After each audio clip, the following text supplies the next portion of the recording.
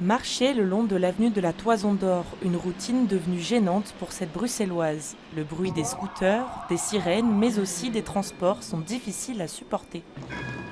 Voilà, ça aussi. Et ça aussi. Et ça aussi. Derrière ce sourire, Camille rencontre des difficultés dans les lieux bruyants depuis les confinements à répétition. Elle préfère s'y rendre plus tôt pour éviter au maximum les nuisances. C'est là que je me suis rendu compte qu'il y avait beaucoup de bruit en fait. Beaucoup de bruit, que ce soit, comme je disais tout à l'heure, dans les transports en commun, avec le bruit des portes ou parfois ça me fait vraiment mal aux oreilles. Cette sensibilité se rapproche de l'hyperacousie, la baisse du seuil de tolérance à certains bruits, mais dans une forme très légère selon cette docteure. À ce moment-là, ils sont confrontés au bruit auquel ils étaient moins habitués pendant cette période. Donc, ils ont une réaction un petit peu d'hypersensibilité au son. Les volumes auxquels ils étaient, c'est accepté pour tout le monde. Pour ces personnes-là, ça devient intolérable à ce moment-là.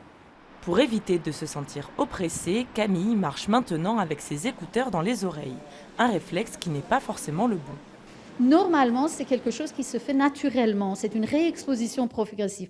Donc, on conseille surtout aux gens de ne pas rester dans un silence total, de sortir, mais progressivement de se réexposer en fait au bruit auquel ils étaient confrontés auparavant, graduellement. À Bruxelles, pas encore de chiffres officiels, mais d'après une étude française, 57% des sondés sont plus sensibles au bruit depuis les confinements. Et notre spécialiste voit cette problématique augmenter.